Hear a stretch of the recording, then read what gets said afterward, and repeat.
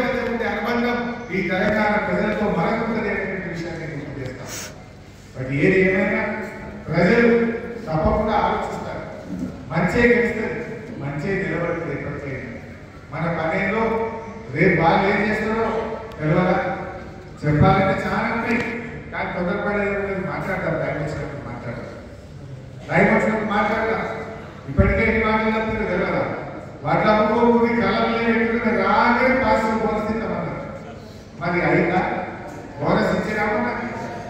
మరిగా ఇప్పుడు పైసలు పట్టే రైతు బంధు 10,000, మేము వచ్చినట్టయితే 17,000 పడతాయి. అసలు పడ్డాయి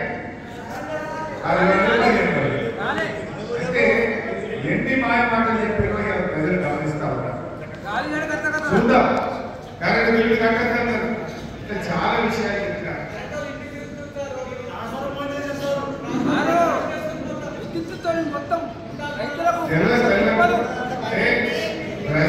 ప్రజలకు అర్థమైనది మనం దండాడతాం. మొదలే మనం దండాడడం. ప్రజలు తిరగబడే రోజులు వస్తాయి, ప్రజలు ప్రశ్నించే రోజులు వస్తాయి. అప్పటిదాకా మనం కొద్దిగా ఓపిక పడతాం.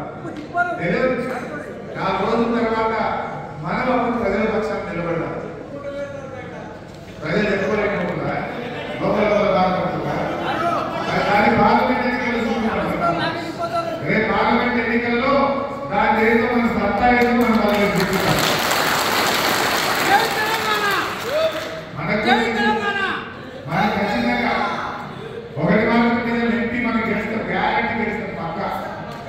అయితే మన మెదక్ కూడా మనకు కూడా ఒక ఆధారం ఉంటుంది కదా.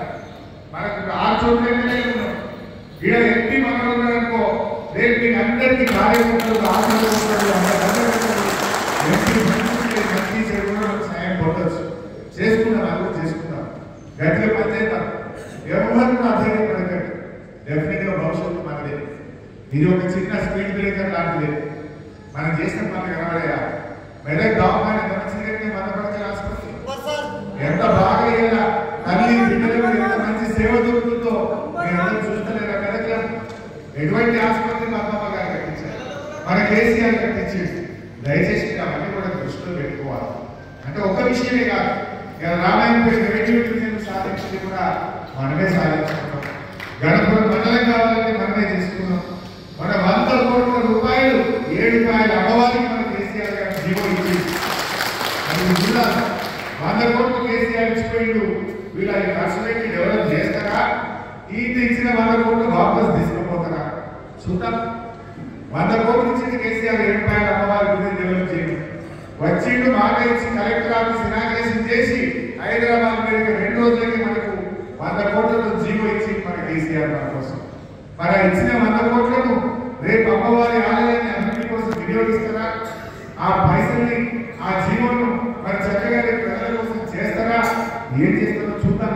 ఆ రోజైతే మెదక్ పట్టణానికి కూడా 50 కోట్ల రూపాయలు మనం కేసీఆర్ ఇచ్చిపోయింది. మా చంద్రబాబు, మా మల్లికార్జున, మా పద్మమ్మ, మా కౌన్సిలర్లు అందరూ అడిగింది మాకు కావాలి. అడిగితే అప్పటికప్పుడు 50 కోట్ల రూపాయలు జీవో ఇచ్చింది మన కేసీఆర్. మరి ఇవన్నీ కూడా రేపు అర్థమైంది ప్రజలు. అంటే ఎప్పుడైనా బేరీస్ వేసినప్పుడు ప్రజలకు అర్థమవుతుంది.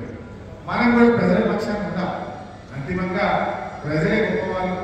ప్రజలు ఏం చెప్పినా దాన్ని మనం శిరస వహించుకోవాల్సిందే. అది ప్రజాస్వామ్యం యొక్క గొప్పతనం.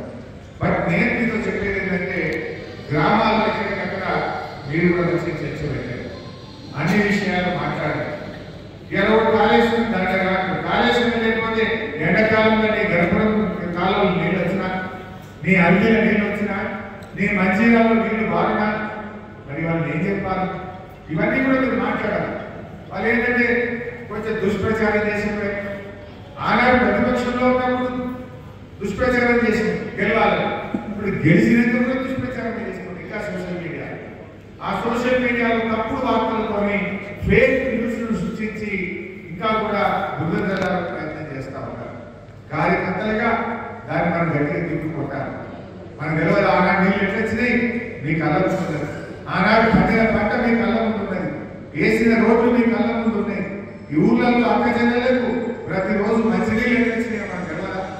ఎరువుల కొరత లేకుండా ఎట్లా వచ్చినామో మనకు గెలవదా? కరెంట్ ఎంత మంచిగా వచ్చిందో మనకు గెలవదా? ఇవే విషయాలు ప్రజల ముందు చర్చ పెట్టారు. న్యాయం తెలిస్తే తప్పకుండా గర్వమే న్యాయం చేయాల్సింది. కానీ కొద్దిగా సమీపం కావాలి.